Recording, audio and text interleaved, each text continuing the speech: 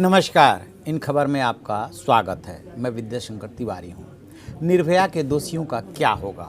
क्या 22 जनवरी को फांसी हो पाएगी या फांसी रुक जाएगी?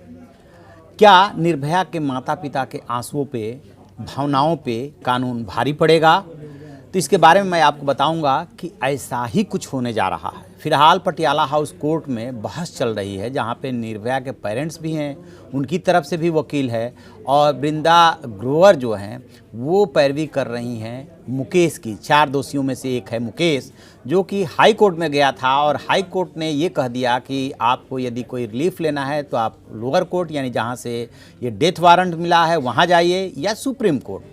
लिहाजा उन्होंने लोअर कोर्ट का रास्ता चुना और लोअर कोर्ट में ये कहा कि जो आपने पिछला आदेश 7 तारीख को दिया था, उसके बाद से परिस्थितियों में बदलाव आया है। जेल अथॉरिटी ने हमें सूचित किया कि आप मर्सी पिटीशन दायर कर सकते हैं। तो सबसे पहली बात तो ये कि जेल अथॉरिटी ने क्यों सिर्फ मर्सी पिटीशन के बारे में ही बताया, क्यों नहीं बताया क्यूरेटिव पिटीशन के बारे में, क्योंकि जेल मैनुअल में वो वर्ड है ही नहीं।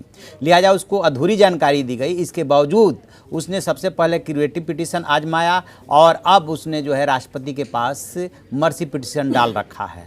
तो ऐसे में यदि मर्सी पिटीशन राष्ट्रपति के यहाँ से खारिज भी होती है तो एक मसला आया था सुप्रीम कोर्ट के सामने, और उसमें जो है सुप्रीम कोर्ट ने साफ साफ कहा था, शत्रुघ्न चौहान का मामला था कि मर्सी पिटीशन खारिज होने के बाद भी जो दोषी है, जिसको फांसी की सज़ा दी गई है, उसे 14 दिन का मौका मिलना चाहिए। उसी शत्रुघ्न चौहान के मामले को बार बार मुकेश की तरफ से उद्धृत किया जा रहा है कि अभी मर्सी पिटीशन गई है, और यदि कोर्ट ने अपने आदेश में बदलाव नहीं किया और थोड़ी देर के लिए मान लेते हैं कि 21 जनवरी को राष्ट्रपति की तरफ से वो मर्सी पिटीशन खारिज कर दिया जाता है, तो चूंकि डेथ वारंट ये एग्जिस्ट कर रहा होगा, इसलिए जेल अथॉरिटी तो उसके मुताबिक फांसी पे लटका देगी। बट जो सुप्रीम कोर्ट की इसमें रूलिंग है, उसके मुताबिक उसे तत्काल फांसी पे नहीं लटकाया जा सकता, बल्कि उसके 14 दिन का मौका मिलना चाहिए। ये कानून उसको अधिकार दे रहा है।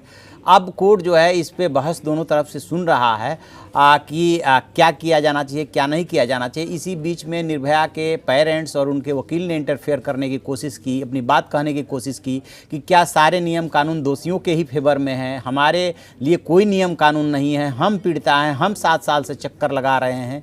तो कोर्ट ने कहा कि आपको भी बोलने का मौका दिया जाएगा, लेकिन जिसके पास जो अधिकार है उस अधिकार का इस्तेमाल उसे करने देना होगा।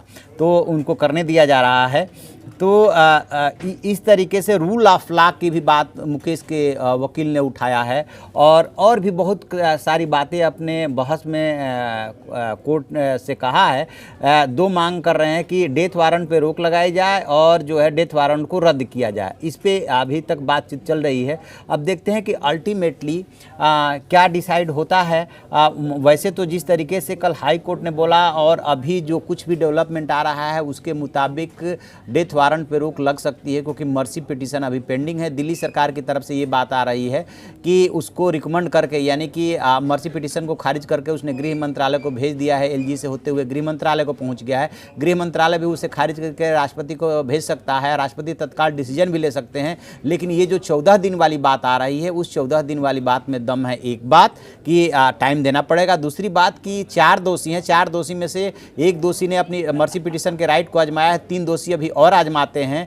तो यानी कि एक की पेंडिंग होगी मर्सी पिटीशन, तो चारों की ऑटोमेटिकली रुक जाएगी फांसी। ये इसमें कानूनी जो है पेच है। अब देखते हैं कि इस पेच को अदालत कैसे सुलझाती है। जैसे ही इसमें कोई डेवलपमेंट मिलेगा हम आपको बताएंगे। आप देखते रहिए हमारा डिजिटल चैनल इन खबर। Thank you. इन खबर चैनल को सब्सक्राइब करें और बेल आइकन दबाना ना भूलें।